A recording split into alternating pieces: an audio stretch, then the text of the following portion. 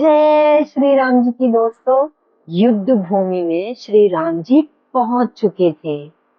सामने दो तेजस्वी बालक खड़े थे, लव और कुश। श्री राम जी ने उन्हें देखा। उनके चेहरे पर एक अजीब अपमान दिखा उन्हें।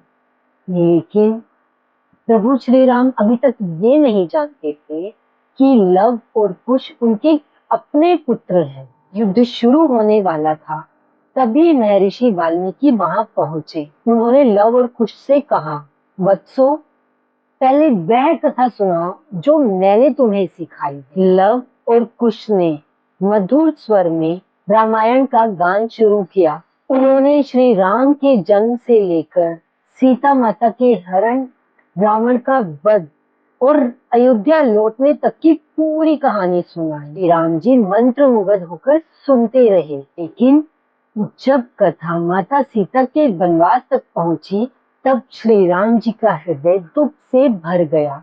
रामायण का गान समाप्त होने के बाद महर्षि वाल्मीकि आगे बढ़े और बोले, हे रघुनंदन, ये बालक कोई साधारण बालक नहीं है। ये आपके पुत्र हैं, लव और कुश। यह सुनते ही पूरी सभा स्तब्ध हो गई। लव और कुश भी आश्चर्यचकित रह गए। उन्हें पहली बार अपने पिता के बारे में पता चला। श्री राम जी ने दोनों बालकों को अपने हृदय से लगा लिया। वर्षों का बिछोह एक पल में समाप्त हो गया। अयोध्या की प्रजा भी इस भावुक पल को देखकर रो पड़ी। लेकिन अभी एक परीक्षा और बाकी थी। सभा में माता सीता को बुलाया गया। उन्होंने सभी के सामने अपनी पवित्रता की पुष्टि की। फिर उन्होंने पृथ्वी माता से प्रार्थना की, मन वचन कर्म से हमेशा पवित्र रही हूँ, तो हे पृथ्वी माता, मुझे अपने अंदर स्थान दे। तभी धरती फट गई। उसमें से एक दिव्य सिंहासन प्रकट हुआ और पृथ्वी माता सीता जी को अपने साथ लेकर चली गई।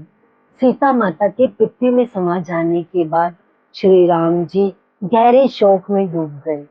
लेकिन उन्होंने अपने कर्तव्य का पालन करते हुए राज्य चलाया। लव और कुश बड़े होकर महान राजा बने और उन्होंने रघुवंश की मर्यादा को आगे बढ़ाया।